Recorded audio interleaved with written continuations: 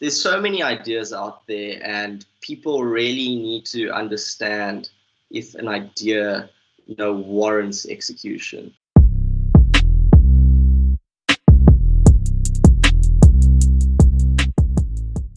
Welcome back to Mindshift, everyone. We're on episode 14 and we're coming at you with another guest. We've got a super special guest. I think there's going to be so much value.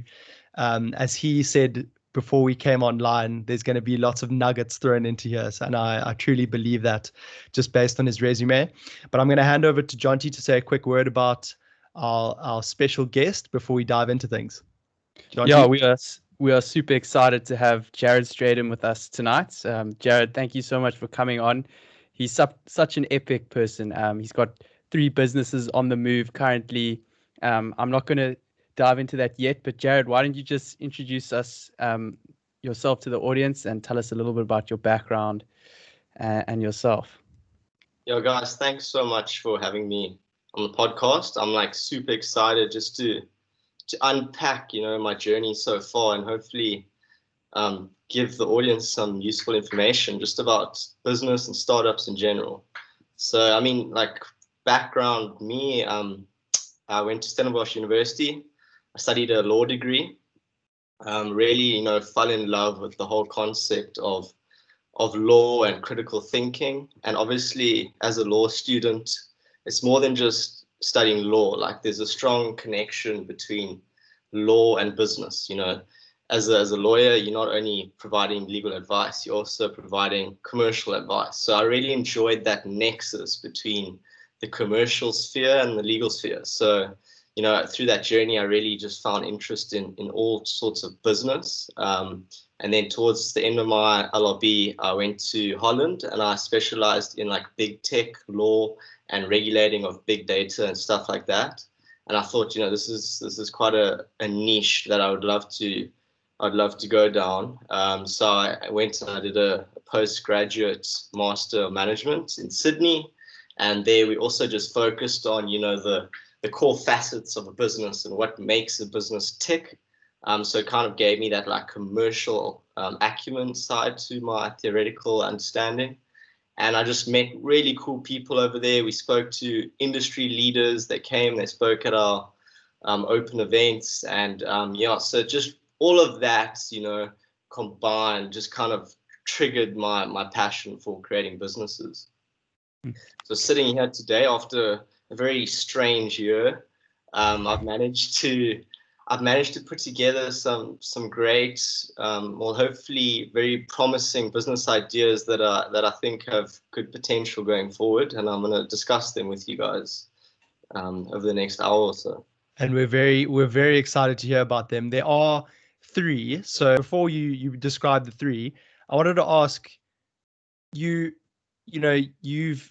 all these 3 businesses that you're currently involved in, you started them up now in 2020, but based on what you've just said, this passion for business and law and tech isn't a new thing. So why do you think it all came up now? And to be honest, I have started a lot of other things in the past, and they all failed. And I think that's an important thing to note. Businesses are a tricky thing to put together. So when I was at Stellies, I spoke to Jonty about this the other day. And when I was at Stellies, I thought of, creating a brilliant idea student notes platform. That didn't take off because the barriers to entry were just too low. There was other competitors in the market. And then my other idea was to introduce a tuk-tuk system in Stellenbosch to get around. No ways. So busy. That also didn't materialize. So, it's been a journey of attempts. And, for lockdown, I've just had so much time. I've had so much time to really buckle down and try these concepts. And it's just been crazy how, as days progress, they just materialized. So that's why I'm sitting here now. Yeah. I'm in a fortunate position to say there's 3 working operations. So from those businesses that didn't succeed, what lessons did you take away from that? And, how do you think that's helped you in producing these successful businesses or starting these businesses that are on the go now? Yeah. So if you look at a startup, let's say a startup, because a startup is essentially growth. That's what differentiates a startup from a traditional business. It's one that has the potential for exponential growth. And related to that is you finding a problem and you are providing a solution. And the problem, excuse the pun, the problem, sometimes with the problem, is that it just doesn't tick the right boxes to really warrant a business solution. So I mean, a problem should ideally be urgent. It should be very much necessary for the user. And then also you got to look at whether it's a problem that potential users are facing frequently, and whether it has the potential to grow. And I feel like those businesses didn't necessarily tick all those boxes, and nor did the solution. The solution needs to not only provide a better solution than the problems currently being dealt with, but it needs to have like a 10x. Like it needs to have such a huge utility for that user that warrants that shift in common practice, if you understand what I'm saying. Yeah, actually, have you read the book 0 to 1? Yes. Because he actually speaks about that exact yeah. problem. Yeah, so I mean that 10x, or that ability to be so much better than what's currently being offered. So that's a really cool point that you had there. I need to add that to my book list, my extensive book list at the moment. But Jarryd, I love this. I really want to dig in deeper to failures, because I think it's not something that's really talked about, and obviously in social media, all people see is highlights, and the appeal of becoming an entrepreneur and starting a business. It comes from the fact that when people see you flying high, they're like, okay, that looks cool. Let me go and do that. And I think we should try to break some misconceptions here. So first question, what was from your time at Stellies? I'm sure you mentioned the note-taking venture and the tuk-tuk business. Were those two of many? And what was your favorite of those? Which one did you learn the most? And if you could maybe share the story behind that certain venture. Yeah, so I would say that the notes platform was probably the most valuable lesson I learned, because I was a potential user of my idea. I was the one who was facing the problem, and I was trying to solve my own problem. And that's a notorious statement that gets thrown around in all business textbooks, that a problem that you are facing is the best problem to solve, because you are pretty much verifying the product. So it was a very interesting thing to approach. My pitfall was probably that I didn't surround myself with a team that had diverse skill sets, and that diversity of thought. Because when you go into a business, what this year has taught me is that the utility of a team is just so pertinent. That diversity of thought, that ability for people to bring their skills together and deliver an output that a single person wouldn't be able to do, is something you need to understand from the onset when starting a business.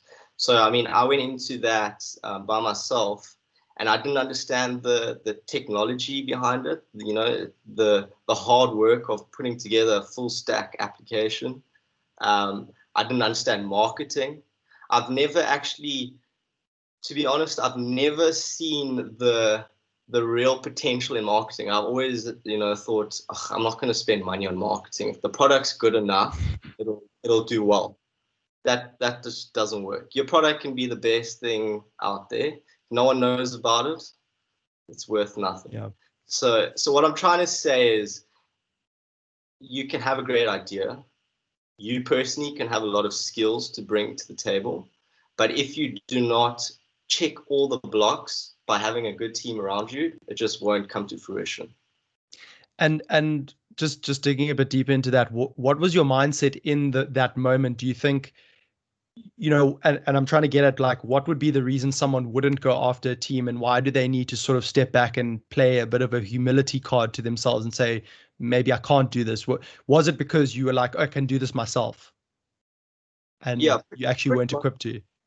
Yeah, it's a little bit of an ego thing where you're like, well, I mean, I've come up with the idea. I'm pretty sure I can wrap this all together and deliver it myself. And also, I was young then. I didn't understand the concept of dividing equity. Like, that just scared me. Like, am I going to be giving away 50% of my company to a co-founder when I've thought of the idea? And that brings me to another important thing to raise, and that's dividing equity in a company is something that you really need to put a lot of thought into, because for starters, you can't be coming from the onset that because I'm the one who's done the legwork so far, I should have more. That's not how it works. It works in like the long term. Like, do you see the other co-founder, putting in a lot of value in the long term and therefore warranting his share of equity? So it's those type of questions that you need to ask. It's always about that long-term growth and that sustainability of the company. Yeah. Thanks for sharing those thoughts. What I was thinking is, should we dive into a little bit more about your current businesses? I'm super excited to hear a little bit more about NUBEE, most importantly. But I mean, the other two are also super exciting. Do you want to give a high-level breakdown of each of them, and then we can unpack them a little bit more? Yeah.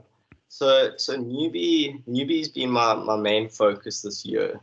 It's essentially an app that enables learner drivers to search for driving instructors in their area, find a match, and then book driving lessons. So we like to throw around the slogan that it's like Uber but for driving lessons. Because I mean, at its core, that's basically how the business model operates. And it's been a wild ride. Literally, it's been unbelievable because Pun intended.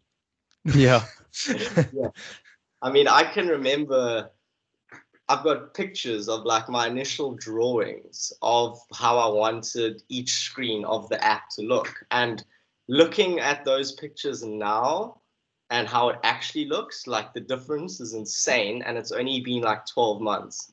And it's just that journey, it's like each day is just adding another block to the puzzle, and it's been incredible. So I mean, I built the fundamental structure of the app back in March, and then I brought on my business partner Jason Bruce Brand, who I studied law with at Stellies, and he's helped me kind of grow the business and to launch it in September. So we've been live for a couple of months now in Cape Town, and yeah, it's been going well. I mean, what's the feedback you've received so far from users? I mean, what are things looking like as we speak? Yeah. So I mean, when you're going into a venture like this, you ideally want to check your product market fit before you dive in. Of course. And to be honest, I didn't. I said, this is a good idea. I would have used it when I was a learner driver. Again, I faced the problem and I wanted to solve it. So I went ahead, I developed the MVP and we launched it into the market. And the verification of the product has been amazing, both from the learner driver side and the instructor side. It was always a question of whether instructors would dig their heels in initially, because we're obviously disrupting an industry. Huge disruption. But again, we're just adding a lot of benefit for both sides of the platform, and they've realized that. I mean, currently you have 50 plus driving instructors on the app and close to 1,000 downloads now for users. So it's booming. I mean, it's only been around for a couple months. Yeah. And what I really like is it's really disrupting the industry. And so something that I think it's doing is it's going to, for the smaller driving instructors, it's going to, the smaller quality driving instructors, it's going to allow them to stand out now, because previously it would just be based off the biggest, maybe driving instructor schools or academies that, had a large spread of word of mouth. So in a way, you're actually increasing the ability for the users to get better quality driving instructors. And then you're obviously also helping the drivers themselves who are struggling to get that reach. So, I mean, it's really changing the space. And I think it's going to have such a positive impact on the industry. We're going to see probably better drivers on the road as well, because they're going to have better driving instructors. So it's such a cool idea. Thanks, Jonty. I mean, that's spot on. Like, that's literally been one of my core missions for NUBEE, is to break down the barriers that exist in the industry at the moment with these big driving schools that just kind of dominate the supply and demand situation, where all learner drivers are filtering into the big schools through word of mouth, and the little guys are just being kind of pushed to the side. And like you said, doesn't mean they're not bad. They're not good instructors. It's just they don't have that reach. And when you create a platform, and that's the beauty about a peer-to-peer platform, is that when you let it have organic growth with a review system, the best will filter to the top. And it doesn't matter if it's the big driving school or the small guy, it's how good the service is. So it's benefiting the learner drivers as well. Yeah, I love that, Jarryd. And it's so true, because like, we can all say, from the school even we went to, I remember clearly, like the driving instructor we all got, there was basically one that owned our whole school, and like, just basically just got, offloaded recommendations to her, and that was how it goes. So I think it's a really great thing you're doing. I wanted to ask you, you mentioned earlier when we were talking about one of your previous failure, you said that the problem should be urgent, but and then I remember listening to your KFM interview where you mentioned that you had made a note about this idea back in 2014 in Matric. So, and I'm noticing there's a few contradictions in and even how you said that you usually test product market fit, but you just went straight ahead. So could you maybe elaborate on why this idea took a bit longer, 6 years, to come to the fore when you had already sort of had it in your head 6 years ago? Yeah, so I mean, just a disclaimer. I mean, I'm a humble tech entrepreneur who's also very much still learning, and I'm on the journey of just trying to build these businesses. So every day is a learning curve.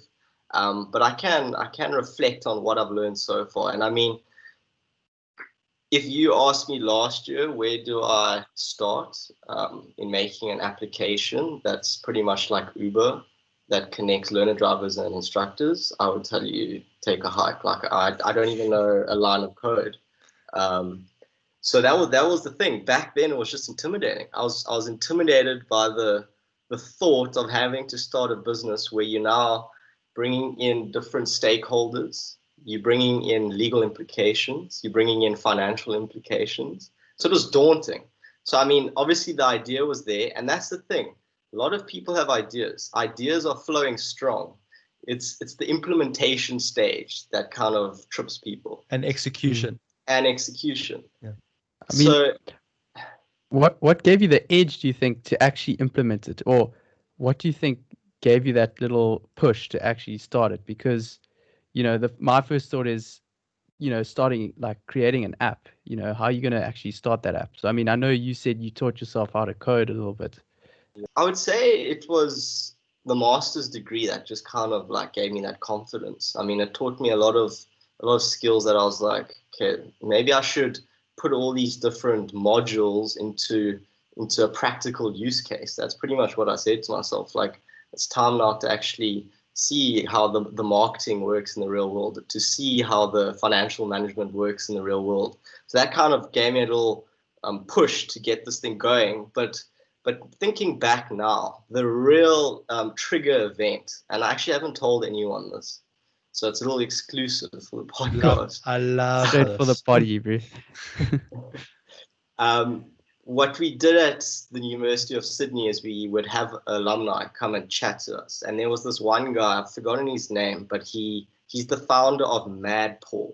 So MadPaw is a tech startup in Sydney, and it's basically, it connects people who want their dogs to be walked with walkers. So that's all the platform does.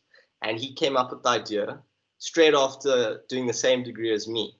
So I was listening to this guy chat, and I was like, okay, cool. Like, I mean, that seems like a very basic idea and whatever. And he's now like a Forbes 30 under 30. So I was like, okay, I mean, you've got the same education as me. Like, why? What makes you more capable of, you know, doing these things? So I spoke to him afterwards, and what amazed me was, I'm gonna call it the startup hack. So he literally didn't know how to code either.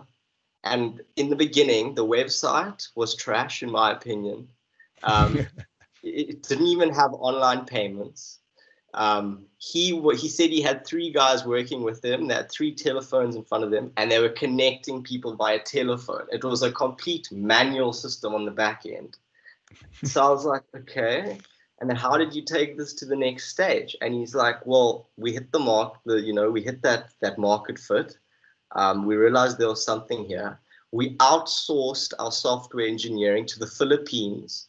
We leveraged the Australian dollar. We managed to, get a rather cheap code together due to the outsourcing. And he called it spaghetti code. It was like terribly coded, but it was now a step above the MVP. And then I thought, it's all about just throwing yourself in the deep end. If something is meant to be, it'll start coming together, and you can't be intimidated by whether you can produce that MVP that you're proud of. So that kind of just gave me the confidence to just say, you know what, why don't I just give this a go, see what happens, and luckily, it all worked out. Oh man, I love that. I love that. And love it. it's that analogy, ready, fire, aim, right? I mean, you can only, and I found that as well in myself, you can only ponder and pontificate things for so long before you actually need to get out there and put things into practice. And like what happened with the podcast, right, John, to you? I mean, we started earlier this year, right? When we were just filming episodes haphazardly, didn't really have any structure or organization to the whole thing. And we sort of literally fired and had no aim at all. But now here we are today. Things are looking a bit better than when it started. And I guess you just have to build from like that. But like you say, Jarryd, you have to take the first step, right? We're on an important topic here. I think there's a few things I want to add as well. Yes, please go for it. We're dealing with the concept of the MVP, which is a minimum viable product, and we're dealing with the concept of launch. So, I mean, can you define minimum viable product? Yeah. So minimum viable product is essentially the most basic version of the solution you're trying to put forward, and it's testing whether it's going to fit the market. The market's what the market wants. And there's a famous little quote by the guy from YC Combinator in Silicon Valley, where he says, if you're proud of your MVP, you've taken too long to launch. I think that's a very powerful statement, because I mean, I was also having to tell myself this on the daily, like, Jarryd, you need to launch because it works. It's not pretty, but it works, and you now need to test it. Without customers, you aren't testing it. And that brings me to the concept of launch. Launch is an overrated concept. I mean, can you pinpoint when Google launched? Can you pinpoint when Facebook launched? No. Doesn't matter. Exactly. So we launched 3 times before we had our official launch. Launch is when you get your first user. Launch isn't when you say, cool, I'm live. So, I mean, don't be intimidated by the concept of launch either. No, I love that. I love that too, because also, like, I can relate to that in the business I was involved in last year. There was this big thing about a launch, and it was like also, trying to get the website, basically the MVP is like as perfect as possible. And as you're saying, that you just debunking that whole mindset where you just bleeding. You're just bleeding cash, bleeding resources, and you're not making a business, right? If you look at Airbnb, for example, if you go and you search what Airbnb looked like from day one, their MVP, didn't have a map, no Google Maps. You couldn't do online payments. It was very basic, and there's another company called Slug, what they did, or what they do, is you order them through the app, and then it's in the US, and then they'll come and if you ordered a big item at a shop, they'll come and they'll take the item and they'll put it on a truck for you and take it home, so you don't have to deal with that. But what the founders did was they would wait around IKEA, and they would see a dude with a big couch dragging you along, and you'd go to the guy and you'd be like, hey man, like, that looks like a real tough situation you're in. And the guy's like, yeah, no, this sucks. And he's like, sure, imagine there was like this company that just helped you and, just took this worry off your hands, put it on a truck and delivered it to your house. And they're like, sure, that'd be amazing. And he's like, actually, I know this guy who does it. Gave him his number. And then the guy phoned. Well, he went around the corner, the guy phoned, and it was him. And he came back. He's like, hey, cool, like, can I take your couch? So, like, what I'm trying to say, you can be very pragmatic in the beginning to test your product. And testing it for free as well. Because I've also heard, I was listening to a podcast a while ago, 2 or 3 years ago, from one of the founders of Netflix. And they were talking about the exact same thing that we're talking about now. How do you start? How do you actually test the market and stuff? There's so much merit and this is how you kick things off. You have to get out into the field, like you say, go to the guy in the car park and ask if he's experiencing a certain problem, and try and solve it right then and there, as far as you can, for free. And you can do a lot of that. You can talk to people for free. You can do things, and try and get as far as you can get for free, before sitting in your room pondering an idea and then calling an investor and being like, oh, will you invest in my idea or whatever. There's a lot of things you can do for free. Jarryd, I wanted to ask, so like, what kind of research did you do with driving instructors? Because I mean, they're key in getting onto the app and starting the business. So I mean, did you go and interview? Did you go ask them, if this was something they'd be interested in? How did you get that research done? So I parked at driving test centers, and I spent the whole day there.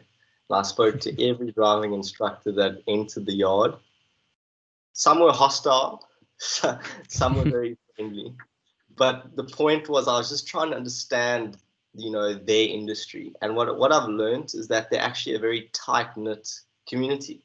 All the instructors know each other. So when I entered into, this industry, obviously I'm like the outsider now. So I kind of had to, make them understand that I'm not only providing a service for learner drivers, I'm here to help you. I mean, we've incorporated a calendar feature into the app. So we were explaining to them, like, would you find this beneficial if you could now manage all your lessons within the app? And, and then they were like, but we have external lessons. Like, we can have a conflict of diaries. So we then developed another feature where they can add external lessons into the app. So it doesn't even have to be running through our app. They can now completely manage their whole diary in our app. And then that was kind of the tipping point where they were like, okay, so you're not trying to take our business from us. You're trying to elevate our practice.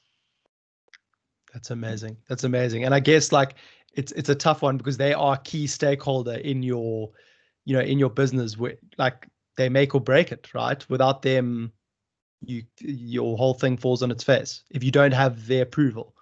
So I mean, what are the things, and you talked about how they're a tight knit community. So what are you guys doing? What have you guys had to do on the regular to sort of, almost manage them? And besides, are you in regular conversation with them? What are you doing on that front? Because they were such a tight-knit community, we realized we need to bring someone in the industry into our team, because they have that industry insight. So that's what I did. We've got a guy who's very renowned in the Cape Town driving instructor space. So he's on our NUBEE team. And he's kind of our point of contact to all the driving instructors, and he kind of serves like a management role to that end. But I still think it's very important for anyone sitting in an executive position in a company to still handle direct communication with clients and users and customers. because that direct feedback is just so important for company growth. So I still, although he handles a lot of the communications, I'll still reach out once a week, check how the instructors are doing, see how the app's doing from their perspective, and also what people kind of tend to do, which isn't best practice in the startup realm, is to ask customers, what feature do you want? That's the wrong question to ask. You, as the founder, are the one coming up with the features. You need to say, what problem do you have? What problem with the app? What are you not happy with in the app? And then you take that information, you sit with your team, and then you formulate a feature, a solution. So has the app, has it developed over time? So you were saying, with starting a business, sometimes it's just about getting it out there. But how much time did you spend around the functionality of the app? How it was going to actually work practically, and what problems it was going to solve? Yeah. So, I mean, it's literally been evolving weekly. My initial vision of the app has changed quite a lot over the past few months just because of user feedback. So, I mean, initially it was going to be instantaneous bookings. You book your lesson straight away, but then that wasn't feasible on the instructor's end. So we've implemented a choose within 10-day period, so you can book a lesson 10 days in advance. Then we realized we needed to include a package feature, book 10 lessons at a certain price. So these type of iterations have come as a result of just user feedback. And that also relates to just the hyper competition in the business world. I think his name is Da Vinci. Yeah, he calls it the phenomenon of hyper competition, where you launch, you then exploit at a level of profit, and then you counterattack, but then the profit drops. So what he proposes is that before you drop off, you've already launched something new. Companies talk about diversifying, but essentially what you're doing is you're just trying to stay ahead of the competition or continuously trying to satisfy that user need. So it's all about iteration. Sachi and Sachi say that there's two fundamental functions of a business. It's marketing and innovation. I can't agree more. Like, innovation.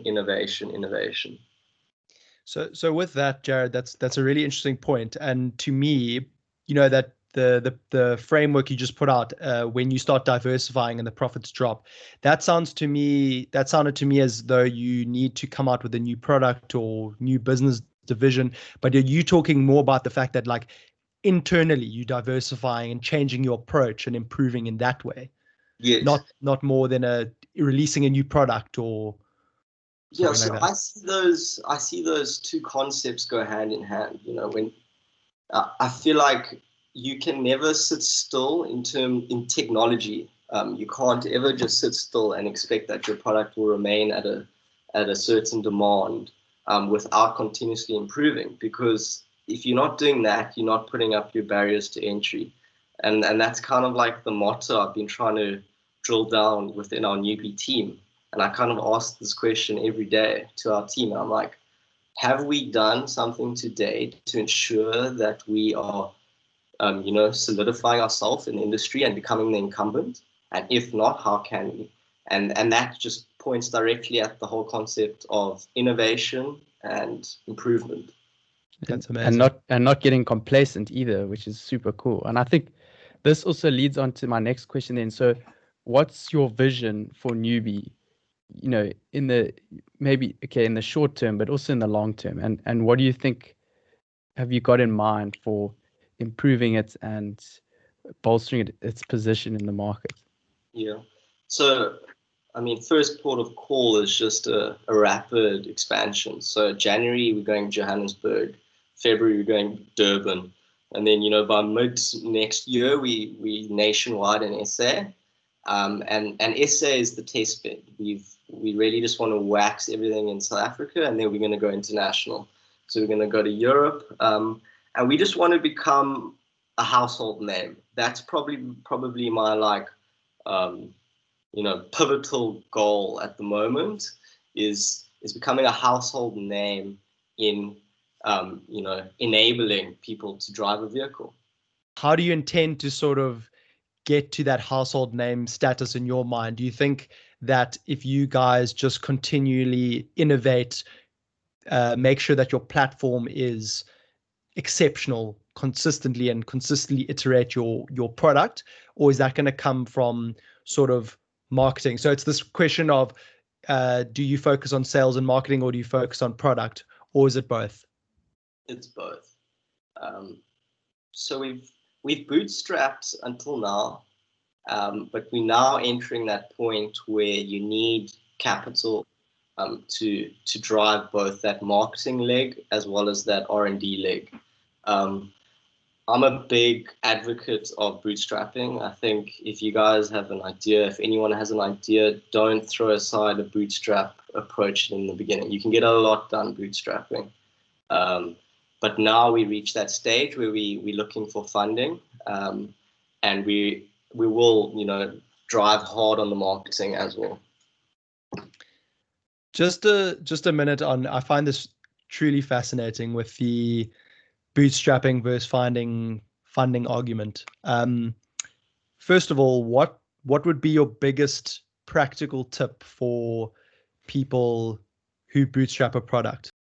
Yeah, so ideally, if you're doing a tech startup, you can get quite far if you have a technical co-founder, and then you kind of satisfy all the different branches of the business internally, so that you guys can work on it without outsourcing. Obviously, looking at salaries is just not really an option in the beginning if you're bootstrapping. So what people, there's options. You can use things like vesting equity or vesting shares. So you can put down KPIs for people, and you say if you hit these KPIs, then a certain amount of equity will vest under your name. So it's like sweat equity. Sweat equity, yes. And you could also do profit share agreements. But to be honest with you, and I've been told this by quite a few people now, it's not a healthy approach to a startup if you start throwing away equity and dividing profits. Ideally, you want to be providing steady income for employees through salaries. So it is quite a difficult situation where you're very money strapped. You're trying to find the necessary skills to produce your deliverables. So from my opinion, you want to create a team that can do the basics in the beginning, and not like completely go mental with getting a huge team, but keeping it nimble enough to get the job done and to get your product out there. Exactly. And that's the whole thing with startups, and the real benefit of startups to the big companies sometimes is you're agile. When your team is, very much tight knit, you can make decisions quickly, you can pivot quickly, and that's just so important in this space. Are you and Jason technical at all? Like, I mean, besides you guys teaching your own, teaching yourselves a bit of code here and there, but no, you see, so okay. I would be defined as the technical co-founder, but I don't tick all the boxes. So okay. Jarryd, tell me a little bit about, now that you're looking for capital to expand. What's going through your mind on, say, taking on a debt or giving away equity, and how do you make that decision? Yeah, so my decision has kind of come down to whether someone who's looking to take equity from my company can provide a strong technical backing. So I'm not only looking for the money aspect, I'm looking whether they can bring on like a strong team of developers to help kind of bolster the company's growth. So yeah, that's kind of a condition where I'm looking for more than just money. I'm looking for a company that's going to be able to provide me with that development assistance. But also, in terms of funding, when you start introducing a whole lot of stakeholders into your business, it adds this whole new dimension of pressure. So you got to be very cautious with how you approach it.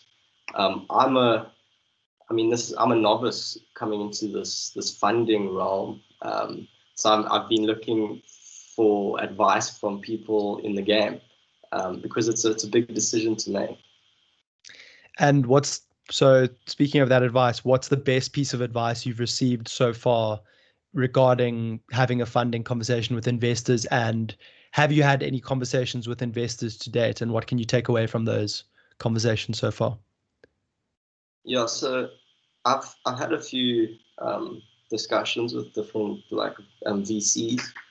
I would say the main takeaway from these companies is whether they see a significant growth in the company, and whether they see the founders as people who really can steer the company towards success.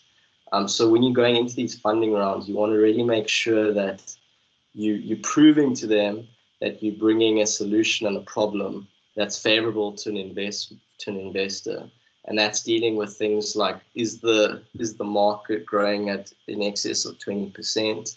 That's usually like a rule of thumb. Again, are you providing a unfair advantage in the industry you're entering? And you're just trying to bolster up your offering so that you can actually take on or you can give away a decent amount of equity that's favorable for both parties. Jarryd, I wanted to ask you, so you've got the law background and you understand a bit of the legal side to things. I mean, what kind of risks or liability does your company face, and how have you looked at, mitigating that and giving your company proper, a proper legal structure, or, covering your ass basically? So I'd say the most pressing legal ramification that tech startups are going to face in South Africa going forward is to deal with personal data and the protection thereof. Because you've got the POPI Act coming into effect in July, and that brings in a whole new stringent system of data protection, a much needed system of data protection. We're pretty late to the party in that respect. Because you got Europe with the GDPR, and so that's something we've had to really look into, especially because we're dealing with very sensitive data. We're dealing with people's personal information. So that's something we've had to deal with, and we've obviously looked at external advice for that, and then obviously I've been able to kind of leverage my understanding of data protection, and that's kind of just built into the structure of how the app is designed. You're encrypting the information, and you're putting up various safety walls. So that's one aspect, and then you're also just looking at the general intellectual property protection. That's a tricky one, because you can do the necessary software licensing agreements, you can put in the necessary trademarks and stuff, but then that again comes down to do you have the funding? Because that's an expensive excursion when you're trying to protect yourself through trademark routes, and even going further to patent protection. So that's the type of conversation you need to start having once you get big enough and you have that funding. And what about legal protection or liability for, say, a driving instructor through your app is negligent, or is there any risk that you're exposed to that, whatever could happen in that regard? So what you kind of pointing at here is vicarious liability, and the instructors aren't in our employment, so they are independent contractors. So by law, we are excluded from liability from their actions. We've made that clear in our terms and conditions, just made that an explicit term, that we aren't held responsible for their actions.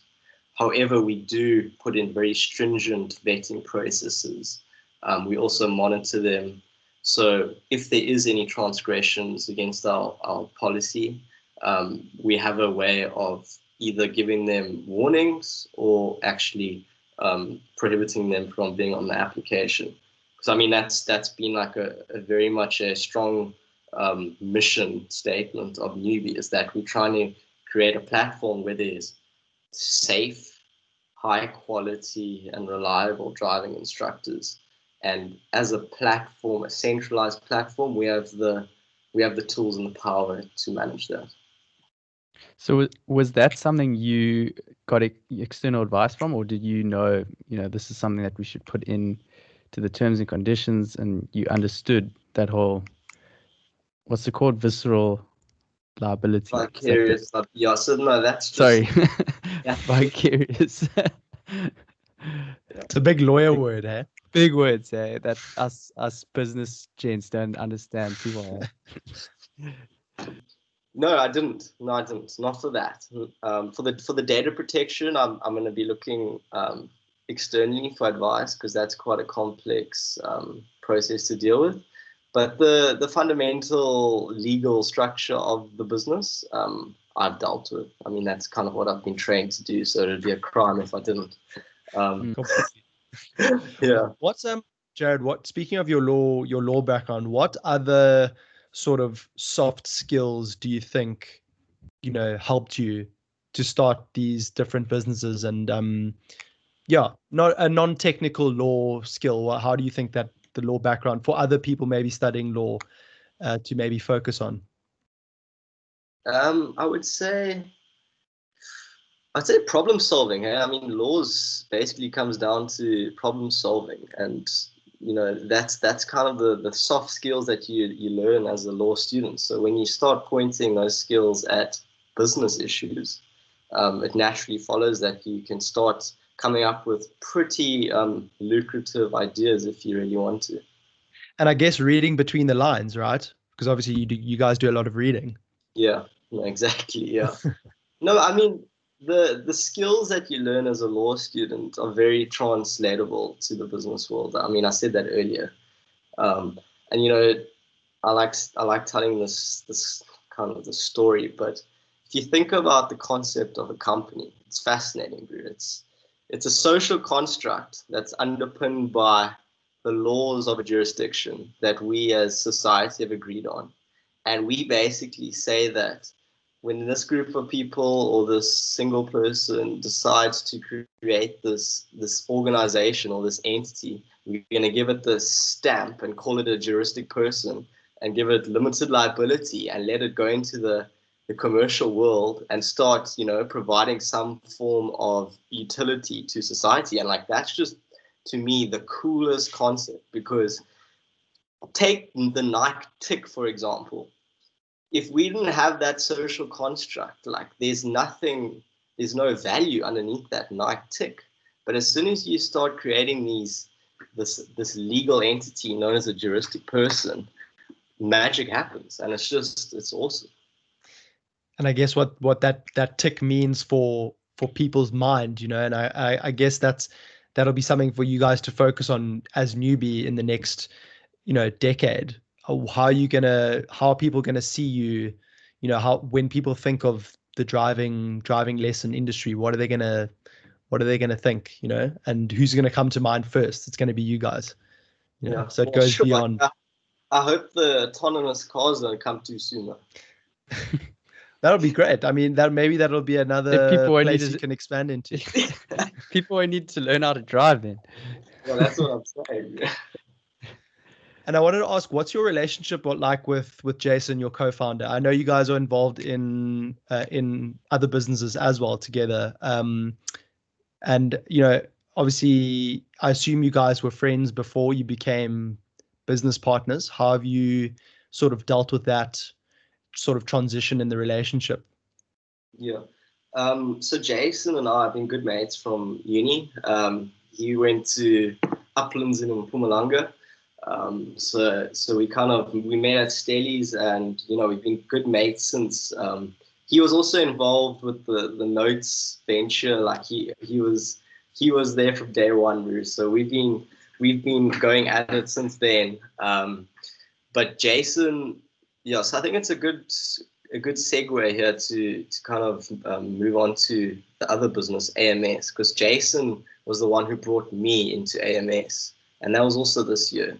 So we kind of we kind of reconnected this year because he was in the UK, and I was in Australia, and then he emailed me and he was like, I got this brilliant idea for the telematics industry. And I was like, no way, it's because I've got a brilliant idea for the driving instructor industry. So this, so it was like a swap of ideas. I love it. And then we were like, well, flip, hey, how are we gonna do this? We're like on the other sides of the planet. Like, how are we gonna communicate? Like, how are we gonna actually work on these projects? This is how you're going to communicate. Well, yeah, but fast forward, I mean, COVID hit, and then it turns out we both flew back to Cape Town, and then that kind of all just worked out pretty well. So yeah, so Jason's also really, he's a very interesting guy. He loves business. He's very much in the know-how, and he enjoys research, something that I sometimes don't look into enough. So he handles a lot of the marketing research just to make sure we're going in the right direction. So yeah, we complement each other well. I think that's important as co-founders. You want to find someone that, they call it in golf dovetailing, but I mean, I don't know if it's that applicable here, but you know, the skills that you don't have, you want your co-founder to have. And Jarryd, just tell us a little bit more about AMS, which stands for Asset Monitoring Solutions. So I remember we chatted a bit about it, and it's, tracking fleets of trucks and all sorts of cool, tech-based monitoring of these fleets. So chat to us a little bit more about what it does. You might need to throw in some definitions as well. Yeah. Okay, well, I mean, it's positioned in the Internet of Things, so you're dealing with tangible goods that have the ability to extract data and send that data off through an internet connection, and that can then be retrieved. And this whole industry is just, in my opinion, going to be the next big thing. I mean, I wrote down here, it's currently valued at $115.49 billion, and it's growing at 8.4 CAGR% per year. Sure. So it's an industry that's just going to be taking off as we go into this whole fourth industrial revolution, where knowledge is key. So I mean, this is why AMS was just very interesting to me. It's a UK-based company that originally started in the UK. It's a tested software solution where you basically insert hardware devices into mobile assets like trucks. But I mean, that could vary. It could be anything. It could be a tank. I mean, a container on a ship if you want. And basically, you can then extract a lot of information from that device. So, for example, you put it in a truck's horse, and depending on the device that you choose, you can have remote access to driver behavior. You can have access to ignition cutouts. You can have access to live footage if you want to insert cameras on the truck. So it's giving fleet managers the ability to have complete control over all their assets in real time. And that's essentially the service offering of AMS. So we've launched AMS Africa as a subsidiary of this company, and we're now just looking to kind of entrench ourselves in the African industry. The logistics industry in Africa is huge, and it continues to grow. But with that comes a lot of difficulties, being a third world continent, and that's safety. Like, people are having serious issues with truck theft and stuff like that, and this is where there's a lot of utility in being able to monitor. Okay, so if I'm a fleet manager, is that sort of the main, what's the real value add to fleet managers, say in Africa? Is that one of the big ones, protection over your assets and maybe just optimization, or can you maybe elaborate on that? Yeah, so I mean, I would say the fundamental benefits would be, safety, prevention of theft, and then it comes down to that optimization / efficiency. So when you can start, analyzing driver behavior, you can start improving fuel efficiency and things like that, and that all affects bottom lines of companies. And I guess that's safety as well. That's safety in a sense Yeah. as well, driver behavior. So we just trying to boost profits. So it's all about that bottom line, and that's exactly where we're going. Jarryd, so you just gather the data, right? The companies need to now analyze that data, or do you do the analysis of the data as well? So when you on board with AMS, you get access to the dashboard, and then you have full access to all the data you need. And because we obviously now a startup in Africa, we can provide these bespoke solutions. So we can customize our technology for a certain fleet. So if they want to have, geofencing, or if they want to have, location updates every 5 minutes instead of 10 minutes, we can make that happen. That's amazing. Jarryd, so you're the subsidiary of AMS UK, right? So tell me, did you buy a product that or get the license to use that product in Africa essentially, or was this something that you had to actually kind of create yourself a little bit? Yeah, so I'll tell a little bit of Jason's story here, because I think it's quite an important story about just networking in business. So when Jason was in London, he was working at a pub, and through a mate, he met this guy who turned out to own a massive telematics company. And he's always wanted to come to Africa, but he's never, had that. He's never, kind of dived into the deep end and tried Africa, because this is a whole different ball game down there. And Jason was like, I mean, I understand the territory pretty well. Like, I'd be very keen to give this a go, and from that conversation, it kind of materialized, and now we're in this agreement with the UK division to use their software or innovate on their software and build our presence on the continent. Sure. So from Jason's perspective, it was a matter of like being in the right place at the right time and capitalizing on an opportunity that he saw that could, to start a business, Exactly. It's all about just chatting, meeting new people. You never know what's around the corner. Putting yourself out there. And Jarryd, I also wanted to ask, this makes me think, so you guys are obviously, like John T mentioned, you the guys are the subsidiary of AMS UK. So I'm just thinking you must have some real fun with this little venture, because I assume you guys are you guys backed by the UK, the parent company in the UK, and you sort of have license to play and innovate and grow in Africa without, obviously with a fair amount of risk to the company, but you do have the backing of the parent company, and it's not your own. So I don't want to go into too much detail, because I think it's a little bit confidential at the moment. Yeah, sure. What you can say.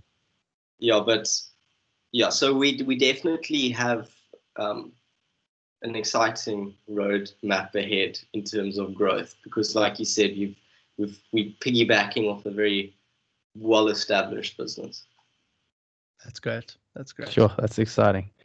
And Jarryd, maybe that it's a good time then to chat about the third business, which I know you're very excited about, Elevar. So why don't you tell us a little bit about Nootropics, and what the business is all about?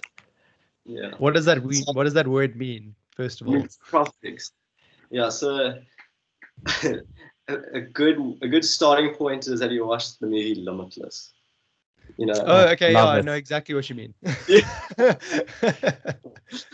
Yeah, so I feel like, yeah, so I don't want to make it sound like it's smoke and mirrors, but basically it's looking at supplements or nutrients that is there to effectively improve, cognition function, your executive function of your brain, um, and just general brain health.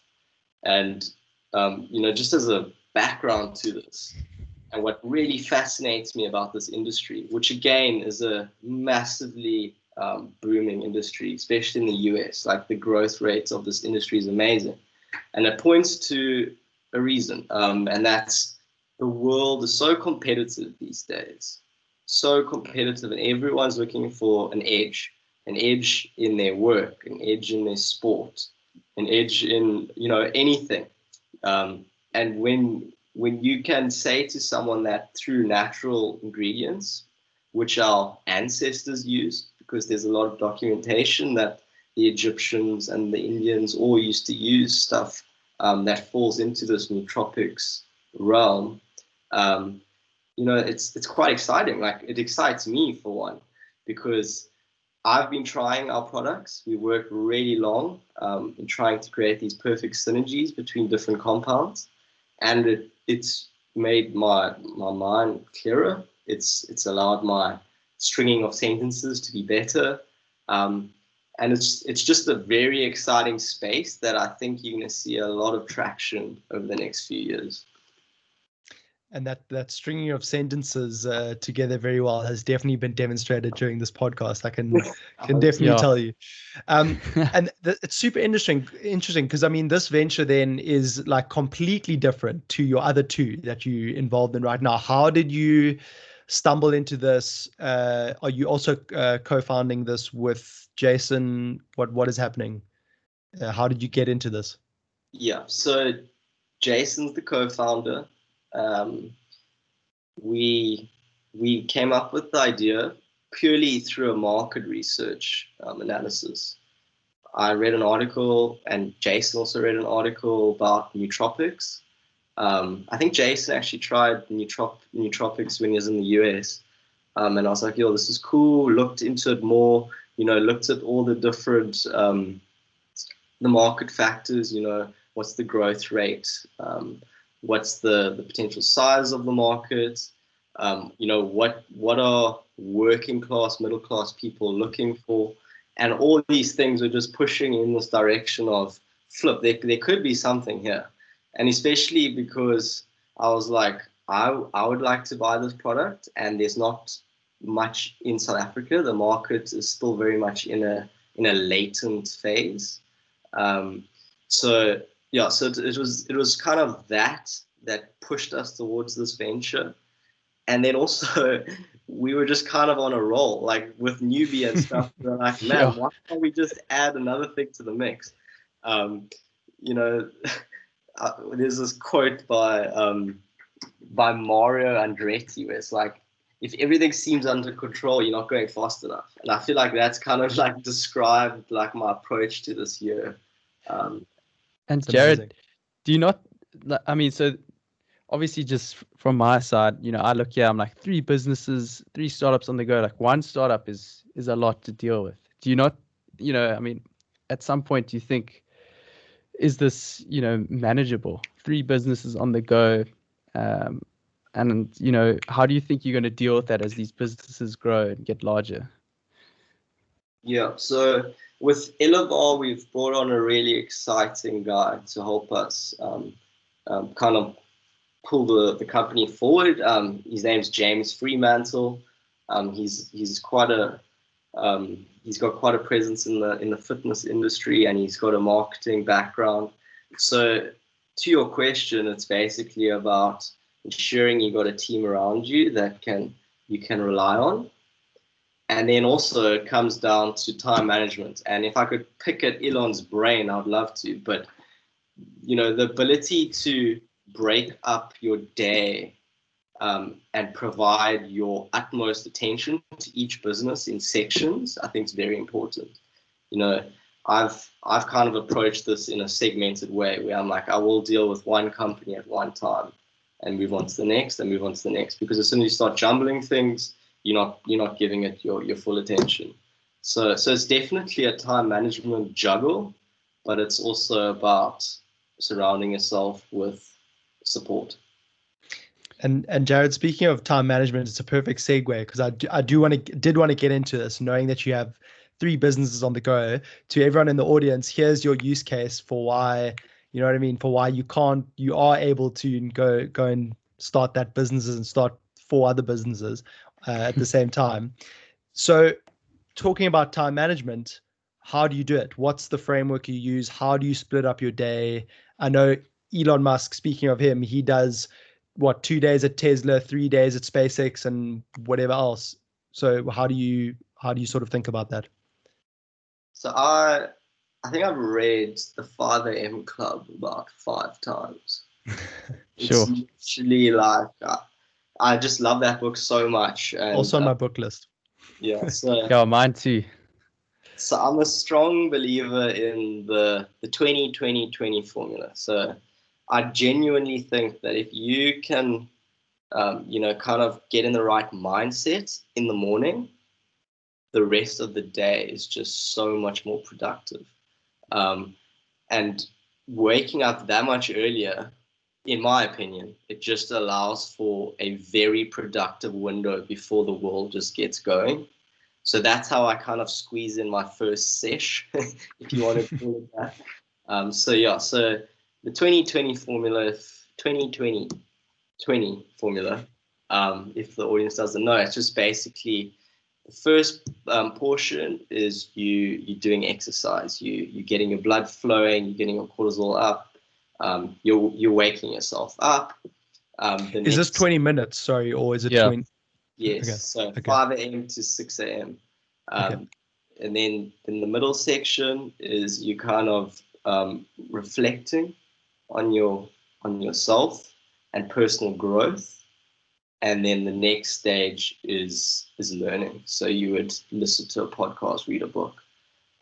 So I've been following this, and they say that if you do this for 66 days in a row, it becomes a habit.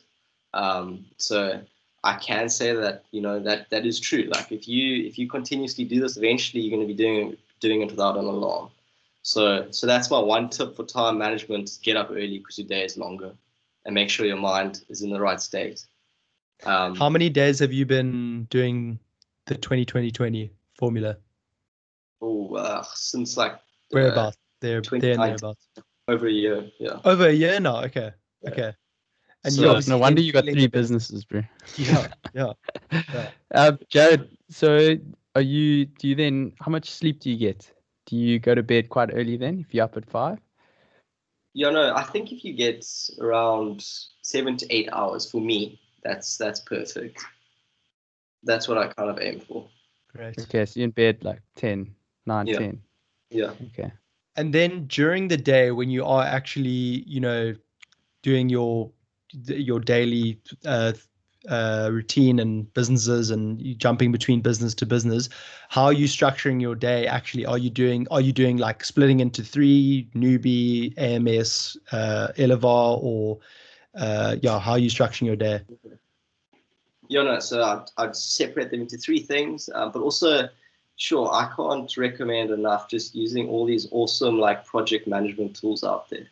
There's like such cool stuff. Like I'm using Asana and Slack. I don't know if you guys have heard of those. Yep. But it just makes your life so much easier. So, I mean, if you aren't using that, I recommend checking it out.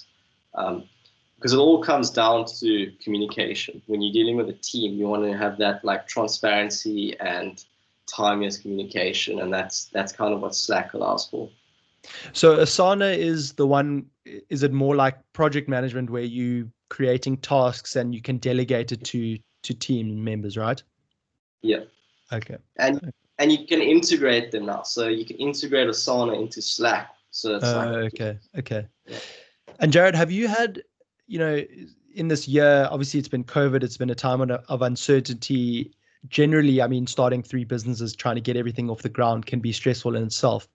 Have you had bad days, and how have you, managed to get yourself out of the slump? I've had plenty of bad days, man. Like, And to be honest, some days I haven't been able to get out of the slum. Like we all have those really bad days, and I feel like, I don't know, I feel like for me, exercise helps. Like I feel like a run is a good escape.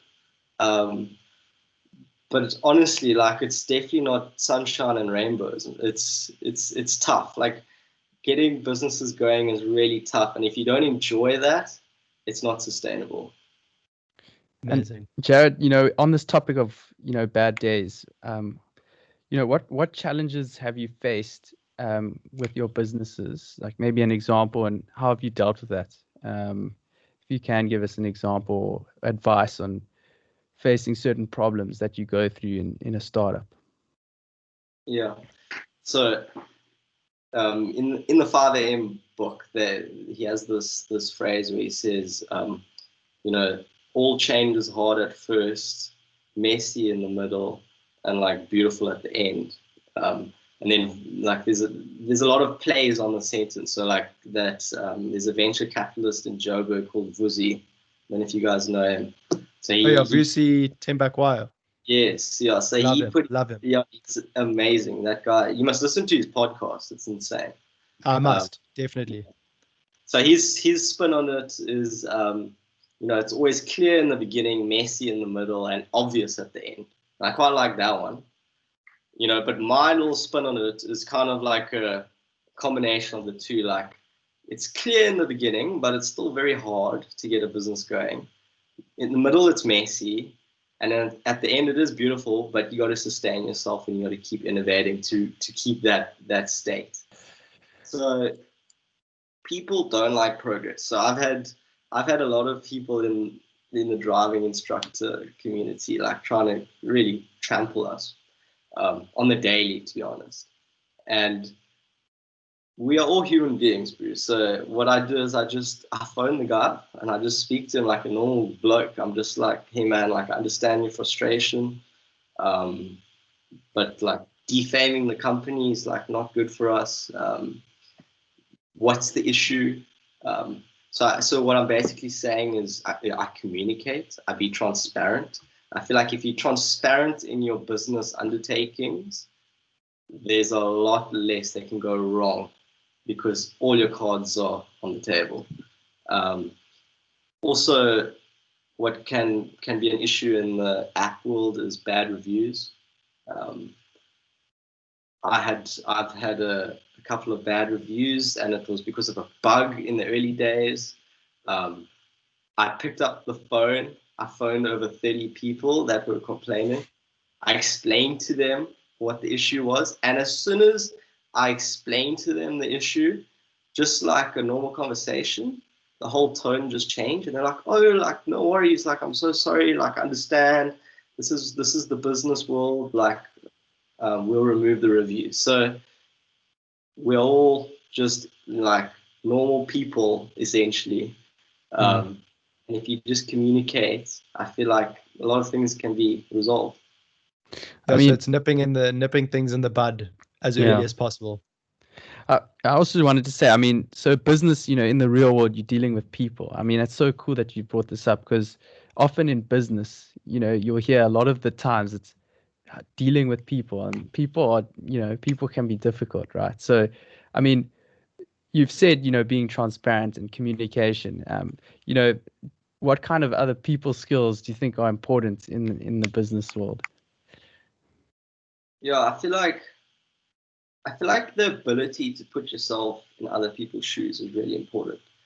What happens in business and what I definitely do a lot, but I'm aware of this, is you get quite pigeonholed and you put your blinkers on and you don't really look at other perspectives. That just ties back to that in my initial comment about teams and the diversity of thought.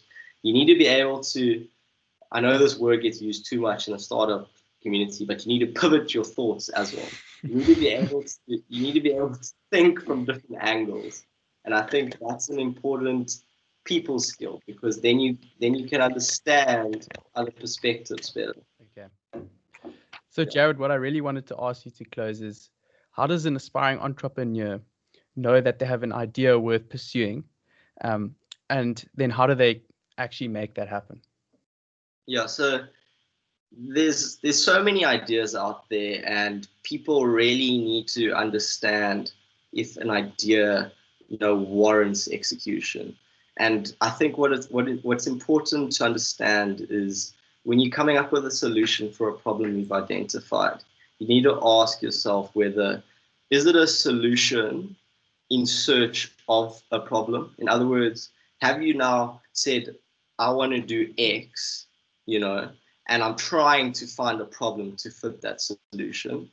And that's a big no-no. Like, you need to be able to say, this is a problem that is experienced frequently by people. I've done market research. I've looked into and personally asked people about this problem. And my solution not only addresses it, but it comes with a 10x utility or benefit. My solution not only comes with utility, but it also can be more price effective. And then also whether, to acquire users with that solution, what's the acquisition cost? If you're saying there is an acquisition cost attached to shifting people onto your solution, that's also a bit of a red flag. But if you can just through word of mouth and through organic growth prove that your solution is valid, then you're onto something. So I mean, once you've kind of established whether your solution, has legs, if you want to call it that, then you really need to look at, do I have the right team around me? What is my MVP going to look like? And you need to set down a time frame. Put down that time frame with specs and, execute a sprint to make sure that happens and launch. Like we said earlier, just launch and then just experience the journey from there and iterate after that launch period. So, I mean, it's fun. Like that's probably my takeaway from all of this. Just have fun with it. Businesses are out there to just improve society. And if you pull it off, that's awesome. If not, failure is just a lesson in life. Like, you can just take all those little bits of information you learn from that, and you can leverage it in a subsequent attempt. Jarryd Strydom, everybody. I can safely say that this man has shifted my mind. I hope he does the same to you. Thanks so much, everyone, for tuning in to this episode of Mindshift. Thank you, Jarryd, for literally blowing our minds away. Cheers, Thanks, everyone. Thanks.